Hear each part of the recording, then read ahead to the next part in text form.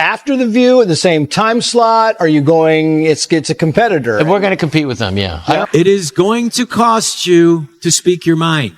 But at a certain point, people have to stand up because it'll cost you more to let your rights be usurped and taken away. But if you hurt them, if you cost them money, you will never work again. Here, all the hiring for the new pilots, the main focus is going to be diversity. What? Diversity? Not the best pilots you can find? Rob Schneider is known for being unafraid of cancel culture, speaking the truth, and standing strong in his beliefs, fighting until the very end. These qualities show his true character. However, these same traits are exactly what Hollywood's cancel culture rejects. They not only oppose him, but even went after his child to try to silence him. But Rob doesn't back down. Even when The View tried to damage his reputation, he responded with a bold statement that challenged their credibility. Before we dive into that, let's look at how he got to this point. It's such a shock. We don't get 10 parties, you get 2, right. You know? And I really feel I don't want the Democratic Party trying to run my life. And there's not one aspect of your life that they don't want to interfere with. So I had it with them. So I got out of California. I moved to the slightly freer state of Arizona. Schneider was joking, but he was also serious about how the Democratic Party had affected his life so much that he moved to a place with less Democratic influence. For those who don't know, Rob Schneider was once a Democrat himself before cancel culture came after him.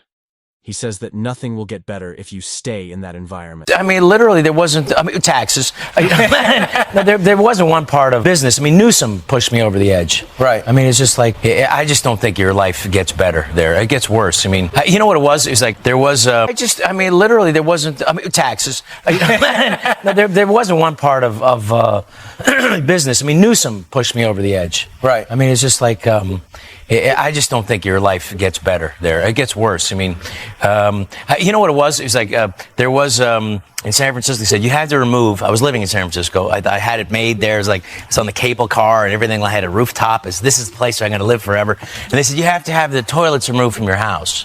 And I said, what?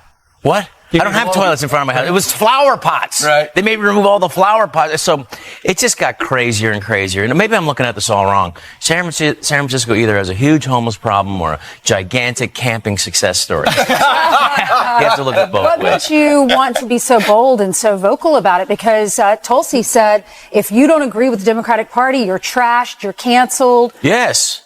So absolutely. She's right. You worry about that, getting jobs? Yes, of course you are. Yeah. As an actor, you're always coming from a place of trying to get work. But at a certain point, you have to worry about, I mean, I'm in my 50s now, late 50s. It's going to catch you too, Brian. But, no, yeah, I worry more about the freedoms of my kids. Yeah. I'm a grandfather now. Right. And, so, I mean, I do at a certain point, you have to put, it's really weird. Well, something's wrong, when people say, if you put God and, family and country first, that's somehow controversial. Right. How is that controversial? I feel bad for Rob Schneider as he talks about this like it's something simple. After everything he's been through, he's lost friendships and opportunities.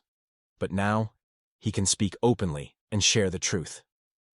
In his recent podcast with Gutfeld, he shared his thoughts on the types of people who still support the Democratic Party. You can probably guess who they are, but listen to how he breaks down each group and their traits. The View. I have many. I think when was Barbara Walters, was she still on it back then? Yeah, she was on it even after she died. Oh my God. I remember I was on The View, and I don't know what man whore I was playing at the time in a movie promoting. And I remember I took off her shoe just as a joke, to kind of do something. And her foot, ooh, that was a mistake. Oh my God. Hey, it was kind of, every toe had its own, Anyway, God rest her soul. Yes. Well, I don't know who's dumber, to be honest. Yeah, I don't know. It's a tough question. It's a close. You know what? Whoopi, she thought either the Nazis thought the Jews were a race or were in a race. I'm not sure what she thought. And I thought, this new one was Sunny, pretty dumb. And then Joey Behar in her own echo chamber. I'm going to say the dumbest people who still watch the show. Yes. The whole audience clapped by the studio audience. Statements. Yeah. Whoopi, though, she's funny, right? No. Oh, okay. I was trying to find some kind of redeeming thing to say about The View. You could see right through me. Well, at least Comedian and actor Rob Schneider recently talked about the character of those supporting the Democratic Party. A few weeks ago, he also announced that he's launching a new program to compete with The View. He revealed that the hosts of this new show will be women with a much stronger sense of humor. Unlike The View, this talk show will focus on making people laugh rather than shaming them with politics. As explained by the Saturday Night Live alum A all-ladies talk show that won't be like The View. Is it the opposite of The View? It could be, but we're just going to do a show that it'll be the opposite because this will be entertaining. Okay. It'll be funny.